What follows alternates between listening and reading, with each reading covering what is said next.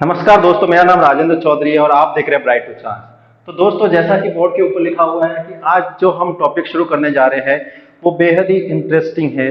ठीक है, और आपके लिए ही उस टॉपिक को चूज किया गया है जिसका नाम है प्रकाश से संबंधित परिभाषाएं।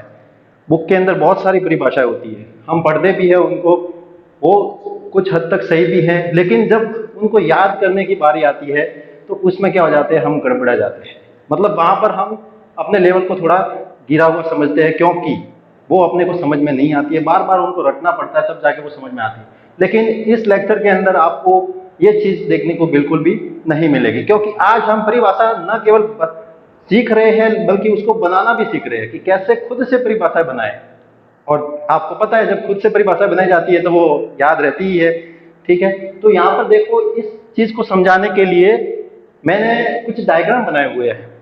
ये डायग्राम किरण प्रकाशिकी के अंतर्गत ही आते हैं, मतलब जो आप प्रकाश या ऑप्टिक्स पढ़ रहे हैं उसके अंतर्गत वाले ही डायग्राम है, जिसमें दो तो दर्पण है अपने पास में। एक समतल दर्पण है जो यहाँ पर आपको दिख रहा है, ठीक है, एक गोलीय दर्पण है, एक लेंस है, और ये जो बीच में जो मैंने बनाया हुआ है वो एक नमूना है जिससे हम क्या बनाते हैं, गोलीय दर्पण बनाते हैं।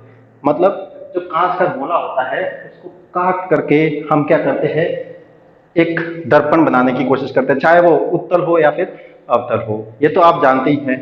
ठीक, तो यहाँ पर हम शुरू करने जा रहे हैं इससे रिलेटेड कोई परिभाषा। तो इस चीज को पहले इस चीज को देखिए, यहाँ पर इसको समझिए। ये जो समतल दर्पण है उसके अंदर क्या क्या चीजें होती है। एक जो दर्पण होता है उसके अंदर कौन कौन से ऐसे पॉइंट्स होते हैं जिनके ऊपर परिभाषाएं बनती हैं या फिर जिनकी परिभाषाएं हम पढ़ते हैं। तो यहाँ पर देखो, मैं बताता हूँ, इस चीज को आप वहां पर भी देख सकते हैं। यहाँ पर ये सारा मैंने क्या है, इसको एक्सप्लेन करके बताया हुआ है कि अगर एम एन है तो उसको क्या बोला जाता है।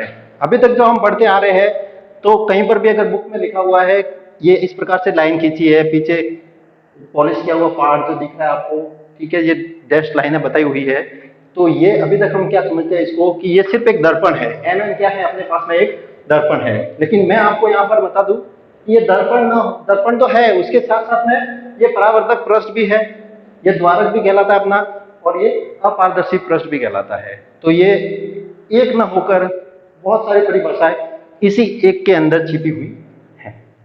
तो इनको कैसे बनाएं या फिर इनको याद कैसे करें, ठीक है, तो इसको समझते हैं।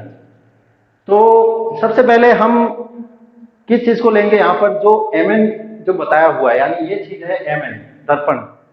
ठीक है, इस दर्पण से रिलेटेड जितनी परिभाषाएं मैंने यहाँ पर बताई हुई है, इस एम एन को लेकर जितनी परिभाषाएं है, वो चाहे एम एन इसका हो या फिर इसका एम एन हो या फिर इसका एम एन हो, सब में नामकरण एक जैसा ही होता है। नामकरण आप कुछ भी दे सकते हैं। मैंने यहाँ पर एम एन किया है तो जरूरी नहीं कि हर बार एम एन ही है। एम एन रहे ना भी रहे, आप अपने हिसाब से आपको जैसा सरल लगता है वैसा आप नामकरण दे सकते हैं। कहीं पर भी कोई भी इसको काटने वाला नहीं है, ना मार्क्स कटेंगे और ना आपको किसी बात की टेंशन हो। तो आप इस चीज को बस समझे कि मैं समझाने की कोशिश क्या कर रहा हूं। चलिए, तो जो एम एन यहाँ पर बताया हुआ है वो अपना क्या एक दर्पण है, और दर्पण के जस्ट पीछे वाला भाग होता है, ये हम सब जानते हैं कि दर्पण जो होता है उसके अंदर दो भाग होते हैं, एक चमकीला पृष्ठ होता है और एक जो पीछे वाला भाग होता है वो या तो लाल कलर से पॉलिश किया हुआ होता है या ब्लैक कलर का होगा या किसी भी कलर से भी हो सकता है। मतलब सीधा सीधा कहने का अर्थ ये होता है कि वो भाग कहीं ना कहीं अपारदर्शी बनाया हुआ है। और अपारदर्शी का मतलब आपको मैंने पिछले जो लेक्चर्स है, ठीक है, उनके अंदर अच्छे से समझाया हुआ है। आप आई बटन में जाके उनको देख सकते हैं, वहां पर आपको मिल जाएंगे। ठीक है, फिर भी मैं आपको एक बार समझा देता हूं कि जो अपारदर्शी वस्तु होती है वो किसी भी किरण को या फिर किसी भी ऐसी वस्तु, ठीक है, जिसको हम आर पार करवाने की कोशिश कर रहे हैं, तो उसको एक जगह से दूसरी जगह यानी एक भाग से दूसरे भाग में जाने से रोकती है या फिर उसका विरोध करती है। मैं एग्जांपल देता हूं कि बोर्ड है, मैं यहां पर इस मार्कर को इसके ऊपर फेंकूंगा, इस बोर्ड के जो भाग है, ये वाला जो भाग है, ठीक है, इसके पीछे क्या है, दीवार है। ये समझना है, सिंपल सा समझना है कि ये दीवार है वो क्या है, एक प्रकार से अपारदर्शक है जो इस मार्कर को इस बोर्ड से इस तरफ जाने यानी दूसरी ओर, दीवार के दूसरी ओर जाने से क्या करती है, रोकती है। वैसा क्या वैसा सेम केस इस समतल दर्पण या गोलीय दर्पण में भी होता है। लेंस की बात अलग है, लेंस में वहां पर अपारदर्शी वस्तु नहीं होगी। अगर अपारदर्शी वस्तु कहीं पर आ जाती है या फिर कोई पृष्ठ ही आ जाता है तो इसका मीनिंग ये होता है कि वो कहीं ना कहीं दर्पण है, जिसमें एक भाग चमकीला होगा और दूसरा भाग विरोध करने वाला या फिर अपारदर्शक होता है। क्लियर? तो इस बात को समझे। तो दोनों चीजें यहां पर बताई हुई है।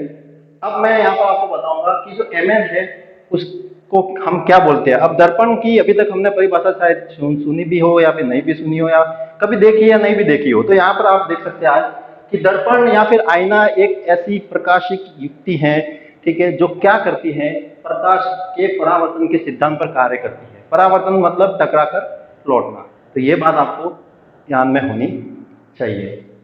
तो सिंपल सी पहली परिभाषा ये होती है। दो प्रकार के दर्पण है, एक समतल होता है, एक गोलीय होता है।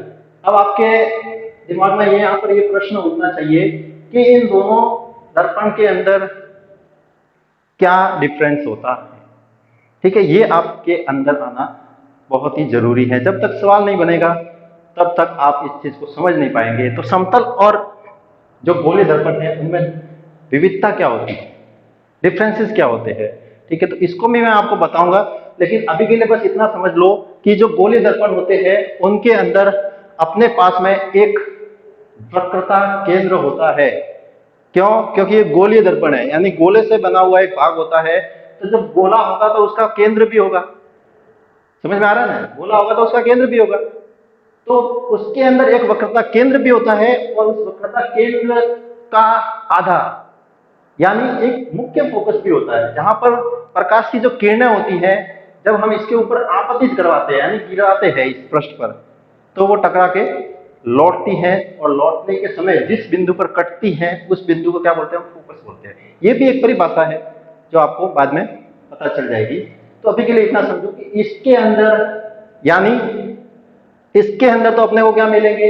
वक्रता केंद्र मिलेगा और फोकस मिलेगा, मुख्य फोकस। लेकिन इसके अंदर न तो वक्रता केंद्र मिलता है और न ही कोई फोकस मिलता है। लॉजिकल बात यह है कि मैंने बोला वक्रता केंद्र, तो ये तो वक्र ही नहीं है। समझ में आ रहा है? ये तो जब वक्र ही नहीं है तो वक्रता केंद्र कहां से होगा? ठीक है, मतलब इसके अंदर किसी प्रकार का कोई पॉइंट नहीं होता जिसको हम बता सकते हैं कि ये इसका सेंटर है, और ना ही अब जब इसका सेंटर ही नहीं है, ये भी लॉजिकल बात है। अब इसका जब सेंटर है तो उसका आधा जहां पर किरणें टकराती तो उसको तो बोला जाता है फोकस। अब इसके अंदर तो सेंटर ही नहीं है। अब जब सेंटर ही नहीं है तो उसका फोकस कहां बनेगा?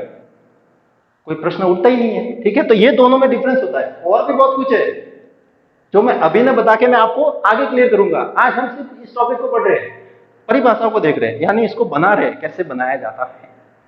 ठीक है, आप बुक से याद करो, अच्छी बात है, लेकिन खुद को भी आना चाहिए, खुद के अंदर भी इतना आत्मविश्वास होना चाहिए कि मैं परिभाषा बनाऊं जिसको कोई काट ना सके। चलिए, तो दूसरी बात यहां पर ये तो काम हो गया। नेक्स्ट में क्या अपने पास में परावर्तक पृष्ठ मैंने बताया है। तो परावर्तक पृष्ठ देखो, ये जो डैश लाइनें बताई हुई है, चाहे इसके अंदर हो इसके अंदर हो, वो तो अपना अपारदर्शी पृष्ठ हो गया। मतलब वो तो विरोध करेगा, किसी भी किरण को टकरा के वापस भेजने में सहायता करता है। मतलब विरोध तो इसलिए करेगा क्योंकि वो आगे नहीं जाने देगा, जैसे लेंस में हो रहा है। इसमें देखो किरण टकरा के मुड़ रही है, इसमें किरण टकरा के वहां तक जा रही है। मतलब एक भाग ये रहा, एक दूसरा भाग ये रहा, दो तलों पे, दोनों तलों के अंदर वो आ रही है। लेकिन इसमें तो सिर्फ एक ही तल के अंदर सारा काम हो रहा है। ये जो दूसरा तल है, तल मैंने बताया है, तल गामा करके, वो खाली पड़ा हुआ है। इसका मीनिंग क्या है? कहीं ना कहीं ये लाइन इसको क्या कर रही है? रोक रही है। ये उसका क्या हो गया? एक इंटरसेप्ट हो गया बीच का, जो उसको इधर से उधर होने से रोकती है। चलो, तो ये परावर्तक पृष्ठ हो गया। परावर्तक पृष्ठ का काम इतना ही है कि वो क्या करेगा? किसी भी किरण को टकराने के पश्चात उसी तल के अंदर भेज देता है। जैसा यहां पर बताया है, मैं पढ़ के बताता हूं। दर्पण का वह पृष्ठ या सतह जिससे आपतित प्रकाश की किरण पुनः उसी तल में लौट जाती है। तल समझ में आ रहा है? तल की बात मैं कर रहा हूं। तल मतलब एक तल अपना ये वाला हो जाता है और एक तल अपना इसके पीछे वाला हो जाता है। एक जस्ट सामने वाला, एक पीछे वाला। तो सामने वाले के अंदर ही सारी प्रकाश की किरणें क्या है मैंने यहाँ पर बताई हुई है। इसके अंदर तो एक भी किरण नहीं जा रही है। तो ये थोड़ा अपने को समझना चाहिए। तीसरी जो परिभाषा यहाँ पर आ रही है, द्वारक। यह द्वारक एक ऐसी चीज है जो आपको शायद बुक के अंदर भी नहीं मिलेगी। ठीक है। लेकिन पूछा जाता है एग्जाम के अंदर इस चीज को काफी इंटरेस्ट के साथ में पूछा जाता है कि द्वारक क्या होता है। एक गोलीय दर्पण के अंदर द्वारक क्या होता है। अब द्वारक इसके अंदर नहीं होगा, द्वारक समतल दर्पण का नहीं होता कभी, द्वारक सिर्फ गोलीय दर्पण के अंदर ही होता है, ना कि लेंस में होता है। लेंस में अगर आप बता सकते हैं तो ये जो सेंटर वाली लाइन है ये उसके लिए द्वारक का काम कर सकती है। अब परिभाषा बताऊंगा तो आपको समझ में आ जाएगा कि वो ये बीच वाली लाइन है वो किस प्रकार से इसके लिए द्वारक का काम करती है। चलिए तो देख लेते हैं एक बार। देखो गोलीय दर्पण के परावर्तक पृष्ठ, ये गोलीय दर्पण है, उसका परावर्तक पृष्ठ, परावर्तक पृष्ठ के वर्ताकार सीमा रेखा का व्यास द्वारक कहलाता है। ये जो वर्ताकार सीमा रेखा होगी इसकी, ये वर्ताकार सीमा रेखा है, उसकी जो उसका जो व्यास होगा, मतलब ये पूरा व्यास का मीनिंग क्या होता है, जो गोला होगा, ठीक है, तो उसका जो पूरा ये वाला भाग होगा उसको व्यास बोला जाता है। तो जब ये वर्ताकार है, ये आधा वर्ताकार है, हाफ वर्ताकार है, ठीक है, तो इसका व्यास क्या होगा, यहां से लेकर यहां तक, त्रिज्या यहां से यहां तक हो सकती है, समझाने के लिए मैं बता रहा हूं, ठीक है। लेकिन यहां से लेकर यहां तक का यानी ये पूरा परावर्तक पृष्ठ ही उसका क्या कहलाता है, द्वारक कहलाता है। अब लेंस भी किससे बनता है, गोले से बनता है, ठीक है। बस फर्क ये होता है कि उसके अंदर हम किसी भी भाग को अपारदर्शी नहीं बनाते, बस इतना सा फर्क होगा। तो यहाँ पर देखो मैंने भी एक काम अभी इस चीज को आपको बताया है कि अगर इस वाले को देखेंगे तो ये उत्तल हो जाएगा, सॉरी अवतल हो जाएगा, और ये वाला कौन सा हो जाएगा, उत्तल हो जाएगा। तो इस अवतल का देखेंगे तो बीच में लाइन खींची है तो इसका क्या कहलाएगा, द्वारक कहलाएगा। उत्तल के लिए भी क्या होगा, ये बीच की जो लाइन होगी वो द्वारक कहलाएगी, नहीं द्वारक नहीं होगा वो, क्यों, क्योंकि उत्तल लेंस, यहाँ पर उत्तल दर्पण की बात कर लो, अगर उत्तल दर्पण की बात करेंगे तो ये अंदर वाला भाग नहीं होगा उसका, उसके लिए क्या होगा, ये बाहर वाला भाग होगा। उत्तल दर्पण आपने पढ़ा होगा तो ये तो अवतल हो गया, ठीक है, और उत्तल में क्या होता है, ये अंदर वाला भाग क्या कर देते हैं हम, अपारदर्शी बना देते हैं, और सारी किरणें क्या करते हैं, यहाँ से क्या करती है, गमन करती हुई टकरा के इधर उधर किधर किसी भी दिशा में उसको कहाँ जाना है जा देते हैं, ठीक है। तो ये इसके लिए ये वाला जो वक्र भाग होगा, ये पीछे वाला, वो क्या होता है, द्वारक कहलाता है। तो सबके लिए सेम नहीं होता है, तो इस चीज को थोड़ा समझ के फिर काम करना है। अपारदर्शक पृष्ठ मैंने बार बार बताया, चिल्ला के यही बोला है कि जो पीछे वाला भाग है वो क्या कहलाता है, अपारदर्शक, तो इसमें नहीं होता है, ठीक है, नहीं तो वो लेंस किस बात का। अब लेंस की बात करेंगे तो लेंस किसको बोलते हैं, ये एमएन जब मैंने बताया है तो एमएन के अंदर तो लेंस भी आ रहा है, तो लेंस किसको बोलते हैं, लेंस उसको बोलते हैं जो प्रकाश के अपवर्तन के सिद्धांत पे काम करता है। परावर्तन और अपवर्तन ये दो बड़ी बड़ी चीजें हैं, और इसी के ऊपर अपना पूरा प्रकाश से संबंधित जो टॉपिक है वो चलता है। तो इस बात को जरा ध्यान में देना कि ये जो लेंस है वो किसके ऊपर काम करता है, ये भी प्रकाश की एक युक्ति है, लेकिन काम किस पे करती है, अपवर्तन के सिद्धांत पे काम करती है, परावर्तन नहीं होता है। इसके आगे भी परिभाषा है जो अभी मैं आपको बता रहा हूं।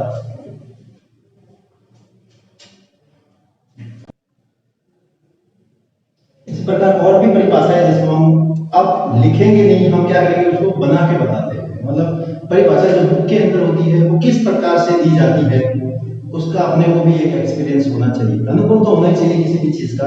तो यहाँ पर हम इस चीज को शुरू करते हैं कि हम अपने द्वारा किस प्रकार से परिभाषा को बना सकते हैं, ठीक है, रटने की जरूरत नहीं है, सिंपल सा लॉजिक है, ठीक है, डायग्राम अपने दिमाग में होना चाहिए, और उस डायग्राम को लेकर क्या करना है, अपने को परिभाषाएं बनानी है। जैसे मैं बनाता हूँ वैसे जब मैं बना सकता हूँ तो आप भी बना सकते हैं, ठीक है, ह्यूमन है, दिमाग सबके पास में एक जैसा ही होता है, बस इसको यूटिलाइज करना अपने पास में होता है। तो यहाँ पर अपना दिमाग है उसको दौड़ाइए, और जैसे जैसे मैं बना रहा हूँ वैसे वैसे आप भी परिभाषा बना के बताइए, कमेंट बॉक्स में अपनी परिभाषा उसको और भी सरल तरीके से बनाकर सेट कर सकते हैं, आप हमको बता सकते हैं, या फिर कोई प्रॉब्लम है तो वहां पर कमेंट कर सकते हैं। तो चलिए हम एक एक को लेंगे, यहाँ पर बहुत सारे लिखे हुए हैं, ये सारी परिभाषा है, इन सब को हम क्या करेंगे, हम बताएंगे, सिर्फ बताएंगे, मैं यहाँ पर लिखने का काम नहीं करूंगा, मैं घिसा मेरी खटने यहाँ पर आया नहीं हूँ, ठीक है, मैं यहाँ पर सिर्फ आपको बताऊंगा कि किस प्रकार से आप बनाएंगे। तो सबसे पहले शुरू करते हैं मुख्य अक्ष। मुख्य अक्ष दिख रहा है आपको, एक्स और एक्स डैश, मैं एक चीज को लेकर और एक चीज को लेकर ही बताऊंगा सारी परिभाषा। अभी हम उसकी तरफ नहीं जाएंगे, परिभाषा सेम होती है, इसमें मुख्य अक्ष ये है, ये एक्स और ये हो गया अपना एक्स डैश, ये मुख्य अक्ष है उसका भी, परिभाषा उसके लिए भी सेम है, लेकिन वहां पर क्या हो जाता है, जो दो वक्रता केंद्र आ जाते हैं, दो फोकस आ जाते हैं, थोड़ा बहुत उसमें चेंज करके अपने को लिखना होगा। लेकिन अभी इस चीज को देखते हैं और इसी के आधार पर अपनी भाषा बनाते हैं। चलो, वक्रता केंद्र कैसे बनता है। अब वक्रता केंद्र का मीनिंग क्या हुआ, कोई गोला होगा, ठीक है, गोले से हम क्या बनाते हैं, दर्पण बनाते हैं। तो जब गोले से दर्पण बनाएंगे तो गोले का जो केंद्र होता है, ठीक है, तो उसको क्या बोला जाता है, उस गोले का केंद्र यानी वक्रता केंद्र, ठीक है, इसके लिए वक्रता केंद्र हो जाएगा, वो गोले का केंद्र हो जाएगा। वक्रता क्यों बोला, क्योंकि हम यहाँ पर सिर्फ इसका एक कटा हुआ भाग ले रहे हैं, यानी इस वाले भाग को ही हम यहाँ पर ले रहे हैं, ये वाला जो पीछे वाला भाग है ना इसको, इसलिए इसका वक्रता केंद्र हो जाता है। ठीक है, तो मैंने क्या बताया, गोलीय दर्पण ये वाला, जिस गोले का कटा हुआ भाग होता है उसका जो केंद्र होता है उसका वक्रता, उसे क्या कहते हैं, हम वक्रता केंद्र कहते हैं। उसके अंदर तो जाना ही नहीं है, क्योंकि वहां पर तो कोई वक्र पृष्ठ ही नहीं है, यानी कोई ऐसा गोला ही नहीं है जिससे हम ये बनाते हैं, समतल दर्पण बनाते हैं। ऐसा गोला कभी देखा है तो समतल दर्पण बना सकता है? नहीं।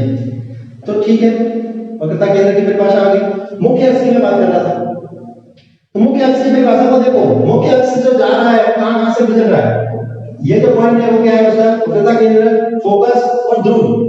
तो आप ऐसा भी बता सकते हैं कि गोलीय दर्पण के वक्रता केंद्र, फोकस तथा ध्रुव, इन तीनों को मिलाने वाली काल्पनिक रेखा मुख्य अक्ष कहलाती है। या फिर दूसरी परिभाषा अगर हम बताएं तो गोलीय दर्पण को दो बराबर भागों में विभाजित करने वाली रेखा क्या कहलाती है, मुख्य अक्ष कहलाती है। कंप्लीट। तो इस प्रकार से आप अपनी परिभाषा बनाइए। मैंने दो परिभाषा बना के बताई, आप भी बना सकते हैं, बस डायग्राम देखो बनाओ। वक्रता केंद्र मैंने बता दिया है। वक्रता केंद्र को हम लिखते हैं C से भी लिखते हैं, 2F से भी लिखते हैं और R से भी लिखते हैं, ठीक है, क्योंकि ये राउंड गोला हो गया एक प्रकार से।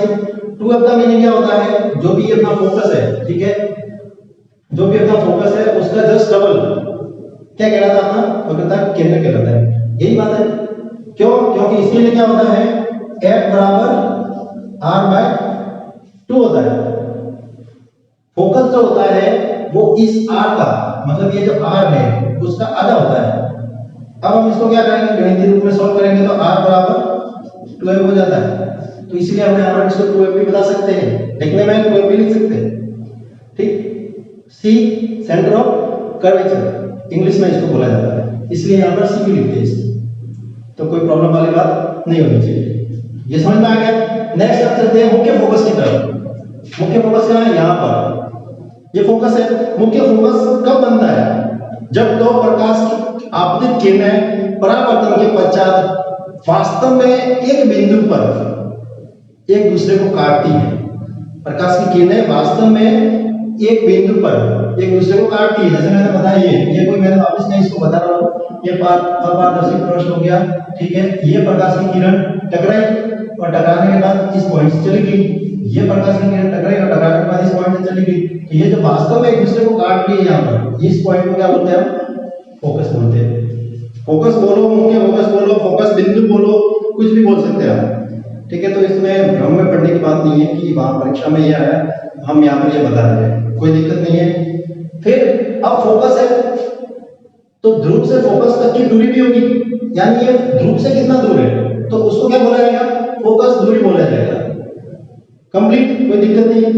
अब वक्रता केंद्र है तो वक्रता केंद्र भी इससे नापते हैं, ध्रुव से जितनी भी दर्पण की जो दूरियां होती है, ठीक है, उसको क्या बोला जाता है, ध्रुव से मापी जाने वाली दूरियां, ठीक। तो वो चाहे फोकस की हो तो फोकस दूरी होगी।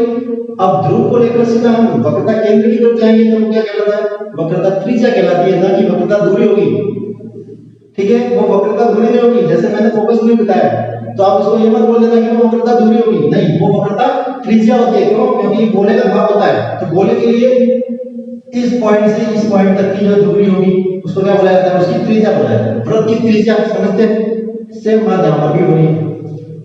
कंप्लीट। अब ध्रुव से मैंने यहां पर नहीं बताया, लेकिन मैं आपको यहां बता देता हूं, ध्रुव से कोई वस्तु कहीं पर रखी हुई है तो उसे क्या बोलते हैं, वस्तु की दूरी बोलते हैं, ओके। और अगर ध्रुव से कोई प्रतिबिंब बन रहा है इस दर्पण से लेकर, ठीक है, कोई प्रतिबिंब बन रहा है तो ध्रुव से हम देखेंगे कि वो प्रतिबिंब कहां बन रहा है, तो उसको क्या बोलेंगे, प्रतिबिंब की दूरी बोला जाता है, ठीक। तो ये अपने को आना चाहिए। ये परिभाषा कितनी होगी, कितनी सिंपल है, 4-5 परिभाषा हमने इस प्रकार से इसको बना दी है। किया क्या है, कुछ नहीं किया, डायग्राम बनाया हुआ है, लिखते जाओ, इजी। नेक्स्ट, आपतित किरण, नाम क्या है, आपतित। आपतित मतलब आंखें गिरने वाले किरण। क्या हो रहा है यहाँ पर, के और एल, ये क्या है, ये किरण यहाँ से यहाँ पर जाके गिर रही है, टकरा रही है इससे, और टकराने के बाद चूंकि ये पारदर्शक है तो ये क्या करेगा, उसको उसी माध्यम में लौटाएगा। तो जब उसी माध्यम में लौटाएगा तो इस किरण का नाम हम क्या देते हैं, आपतित किरण, और टकरा के लौटने वाली किरण को क्या बोलते हैं हम, परावर्तित किरण।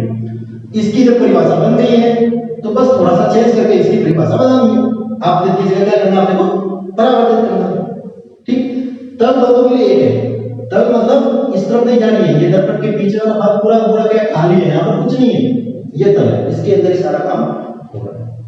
तो भ्रम में नहीं पड़ना है, दोनों परिभाषाएं एक साथ में चलती है। आपतन कोण, यहाँ पर देखो आपतन कोण, ये क्या कहलाता है, एक्स और एक्स मुख्य एक्स है, लेकिन इस दर्पण के लिए ये क्या हो गया, अभिलंब हो गया। अभिलंब भी होता है 90 डिग्री, यहाँ पर ये देखो 90 डिग्री का कोण एंगल बना रहा है, उसको विलंब बोलते हैं, ठीक है। तो इस दर्पण के लिए क्या हो जाता है, ये अभिलंब हो जाता है। तो अब हम इसको मुख्य अक्ष बोलते हैं, इसको इस दर्पण के लिए क्या बोलते हैं, अभिलंब बोलते हैं। सेम इसके लिए, ठीक है। इस कर्व को अगर हम सीधा करेंगे तो ये भी एक समतल है, तो इसके लिए भी क्या होगा, ये अभिलंब हो जाएगा। तो अभिलंब हो जाएगा तो उसके लिए हम आपतन कोण की परिभाषा देख सकते हैं। कैसे बनाएंगे आपतन कोण की परिभाषा, आपतित किरण और अभिलंब के बीच में जो बनता है कोण उसको क्या बोला जाता है, आपतन कोण बोला जाता है। और परावर्तित किरण, ये टकरा के जा रही है, ये टकरा के जा रही है, इन दोनों के बीच में जो कोण बनता है, परावर्तित किरण और अभिलंब के बीच में बनने वाले कोण को क्या बोलते हैं, परावर्तन कोण बोलते हैं। और ये दोनों कोण हमेशा क्या होते हैं, इक्वल होते हैं। कोण आई आपतन कोण और कोण आर परावर्तन कोण, ये दोनों एक दूसरे के बराबर होते क्यों होते हैं, इसको हम अगला जो हम लेक्चर देंगे उसके अंदर इसको सिद्ध करके बताएंगे, ठीक है। 10th में इस चीज को सिद्ध करके बताया हुआ है, तो हम भी भागने वाले नहीं है, हम भी क्या करेंगे, इसको सिद्ध करके बताएंगे, ठीक है। तो ये चीज को अभी के लिए रहने देते हैं, बाद में करेंगे। नेक्स्ट, कहां तक पहुंच गए हम, आपतन कोण और परावर्तन कोण हो गया। चलो अब जब आपतन कोण है तो आपतन तल भी होगा, परावर्तन कोण है तो परावर्तन तल भी होता है, यानी दोनों प्रकार के तल भी होंगे। तो सिंपल सी बात है, जब आपतित किरण और अभिलंब के बीच में जो कोण बनता है उसको आपतन कोण बोलते हैं। तो आपतित किरण और अभिलंब जिस तल में स्थित है उसको आपतन तल बोलते हैं। सिंपल, आपतित किरण अभिलंब जिस तल में स्थित है, ये ऊपर वाला उसके लिए तल हो गया, ठीक है। इस मुख्य अक्ष या अभिलंब, ये इस अभिलंब से ऊपर ये आपतित किरण और ये सारा काम हो रहा है, ठीक है। तो इसके लिए क्या हो गया, आपतन तल हो गया। इसी प्रकार ये इस अभिलंब से नीचे हो रहा है, परावर्तन किरण टकरा के लौट गई तो ये परावर्तन तल हो गया, ठीक है। कोण अलग है, तल अलग है, ठीक है। मतलब तल मतलब उसको बोला जाता है जिसके अंदर सारी घटनाएं घट रही है, उसको तल बोला जाता है। चलिए अब प्रश्न यहाँ पर ये भी उठता है कि हमने यहाँ पर क्या किया है, ये क्या चीज बनाई हुई है यहाँ से यहाँ तक की, यानी सी और एल क्या बताया हुआ है यहाँ पर, अभिलंब। मजा आ रहा है, क्या बताया हुआ है वहां पर, अभिलंब बताया हुआ है, जबकि मैं बोल रहा हूं ये अभिलंब है। ऐसा क्यों, सोचिए, कमेंट करके बताइए। अगर आपको आता है तो आप इस चीज को कमेंट करके बताइए कि यहाँ पर ये इस प्रकार से क्यों बताया हुआ है। मैं होने को तो मैं ऐसे बता सकता था, यहाँ से लेकर यहाँ पर इस प्रकार से बता सकता था, लेकिन मैंने क्या इसको थोड़ा अलग करके बताया हुआ है, क्योंकि ये भी होता है आपतन कोण और परावर्तन कोण को यहाँ से भी नापते हैं, किस प्रकार से नापते हैं, ठीक है, वो आपको आना चाहिए। आप उनके कमेंट करके बताइए, नहीं होता है तो मैं आपको बता दूंगा नेक्स्ट लेक्चर के अंदर, सारी आपकी समस्या दूर हो जाएगी। चलिए नेक्स्ट, ये भी हो गया, आपतन कोण परावर्तन कोण हो गया। रहता क्या है, ध्रुव। ध्रुव की परिभाषा क्या होगी, ये क्या दिख रहा है, एम और एन। दर्पण तो है, मैं भी जानता हूं, लेकिन इसके साथ में है क्या, ये एक तल भी है, परावर्तक तल या फिर परावर्तक पृष्ठ, परावर्तक सतह। तो परावर्तक पृष्ठ का केंद्र बिंदु उस दर्पण के लिए क्या हो जाता है, या फिर उस दर्पण के परावर्तक पृष्ठ का केंद्र बिंदु उसका ध्रुव कहलाता है। तो भैया यहाँ पर देखिए, यहाँ पर P है, यहाँ पर क्या है, O है, ये भी इसका केंद्र है लेकिन उसको O बोलते हैं, ये इसका केंद्र है, इसको क्या बोला जाता है, P बोला जाता है। ऐसा क्यों होता है? क्यों? क्योंकि ये दोनों क्या है, आपस में एक दूसरे से अलग है। ये लेंस है, ये दर्पण है, तो दर्पण के लिए क्या कहते हैं, उसको ध्रुव बोलते हैं। अब थोड़ा बहुत डिफरेंस लाना पड़ेगा, हम इसके लिए भी ध्रुव बोलेंगे, इसके लिए भी ध्रुव बोलेंगे, तो कंफ्यूजन नहीं होगा कि ध्रुव की बात की है। जब क्वेश्चन आएगा कि एक कोई भी अपने पास में इकाई है जिसके अंदर ध्रुव वहां पर स्थित है, ऐसे करके कोई क्वेश्चन पूछ लिया, अब ध्रुव की बात आ जाती है, ध्रुव से सारी दुनिया दी हुई है आपको, चलिए क्वेश्चन सॉल्व कीजिए, सॉल्यूशन वाले आते हैं भैया, तो उसके लिए ध्रुव आपको पहले कंफ्यूज कर देता है कि ध्रुव इसका है या फिर ध्रुव इसका है। इस कंफ्यूजन को दूर करने के लिए, मात्र दूर करने के लिए इसके लिए ध्रुव बनाया गया है और इसके लिए इसको O बोला जाता है, यानी प्रकाशिक केंद्र है। वो ध्रुव वहां पर नहीं होता, वो उसका केंद्र होता है, प्रकाशिक केंद्र। ठीक है, तो ये दोनों में भी कंफ्यूजन नहीं करना है। अब इसके बाद में इस चीज में क्या रह गया है, तो आप देख सकते हैं, ये बिंब वस्तु A और A', B और B', ये बिंब है और ये प्रतिबिंब है, यानी ये वस्तु है और ये इसकी परछाई है। ठीक है, बिंब किसको बोला जाता है, जो खुद से प्रकाश की किरणों को उत्पन्न करता हो, ऐसी वस्तु या ऐसी इकाई जो खुद से प्रकाश उत्पन्न करता हो, जैसे जुगनू करता है। चंद्रमा के पास में खुद का प्रकाश होता है कि नहीं होता? नहीं होता। सूर्य, ठीक है, तो सूर्य अपना प्रकाश खुद से उत्पन्न करता है, तो क्या कहलाता है, एक प्रकार से बिंब, टॉर्च खुद से उत्पन्न करनी है, बिंब। प्रतिबिंब किसको बोला जाता है, जो उसकी छाया बनती है, यानी मैं खड़ा हूं, मेरे ऊपर कोई प्रकाश डालेगा तो मेरी परछाई इस तरह बनेगी। ठीक है, तो उसको क्या बोला जाता है, प्रतिबिंब बोला जाता है। जिसके पास में खुद की कोई प्रकाशित किरण नहीं होती है वो कहलाता है प्रतिबिंब या फिर अपारदर्शी वस्तु कहलाता है। कंप्लीट। इसके अलावा भी अगर कोई परिभाषा है यहाँ पर, मुझे नहीं लगता कोई रह गई है। मैंने एक तल यहाँ पर गामा तल के भी बताया हुआ है, गामा तल इसका कोई महत्व नहीं है, दो तल जब मैंने यहाँ पर बता दी है तो इसको मैं सिर्फ समझाने के लिहाज से बताया कि ये पीछे वाला तल है, उसको हम गामा बोल सकते हैं। डेल्टा बोलो, गामा बोलो, कुछ भी बोलो, यहाँ पर अपना नाम लिखो, कोई दिक्कत नहीं है। चलो, इसके बाद यहाँ पर देखो, दर्पण जो होता है उसके अंदर दो साइड भी होती है, एक लेफ्ट साइड होती है, एक राइट साइड होती है, यानी बाया और दाया, ये कंफ्यूज करता है। तो कौन सा बाया है कौन सा दाया है आज समझ लो। ये पढ़ा होगा आपने कि सड़क के हमेशा हम किस ओर चलते हैं, बाई ओर चलते हैं।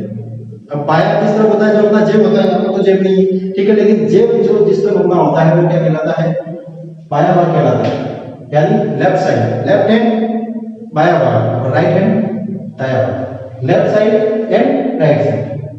ये कहां पर काम आता है, जब हम इससे संबंधित जो सवाल करने बैठते हैं, ठीक है, प्रकाश से संबंधित जो न्यूमेरिकल्स बनते हैं, वहां पर ये अपने को बहुत ज्यादा हेल्प करता है। छिन्नक परिपाटी नाम आपने सुना होगा, और से छिन्नक परिपाटी नाम सुना होगा, उसके अंदर इसका बहुत महत्व होता है। वहां पर ये कंफ्यूज कर जाते हैं कि कौन सा दाया भाग है कौन सा बाया भाग है।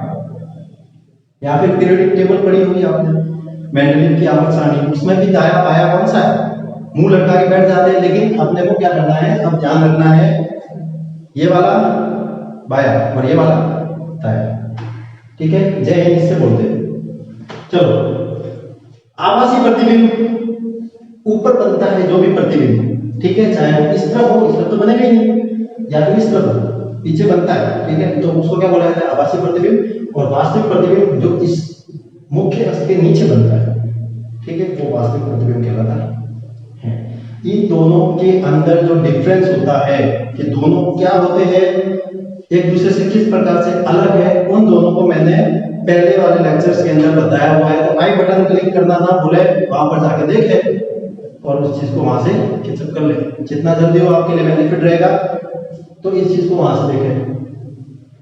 अनंत करके बताया हुआ है मैंने यहाँ पर, यानी प्रकाश की किरण सूर्य से आ रही है, या फिर कोई भी ऑब्जेक्ट हो या कोई भी वस्तु हो जो अपने को नहीं पता कि उसकी रोशनी कहां से आ रही है, तो उस टाइम हम उसको क्या लिखते हैं, ये लिखते हैं, इंफिनिटी लिखते हैं, और डैश डैश करके हम लाइनें बताते हैं।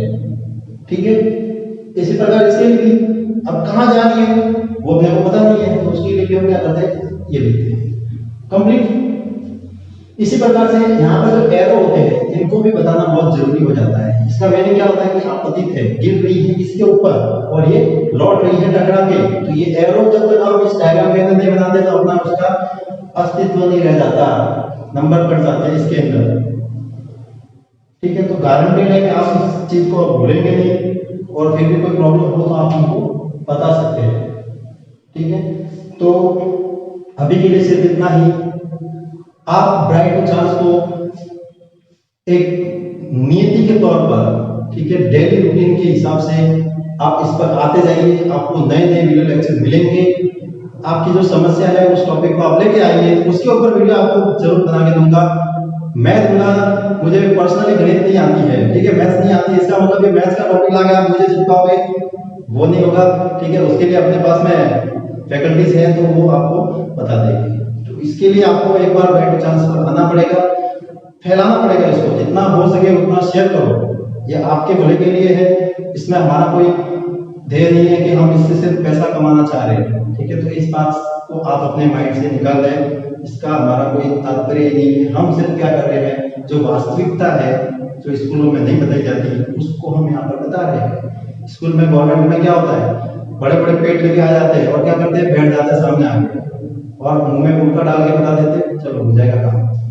ऐसा काम अपने को नहीं करना है। ठीक है, वो काम तो वो कर रहे हैं गवर्नमेंट में बन के, लेकिन अपने को वो काम नहीं करना है।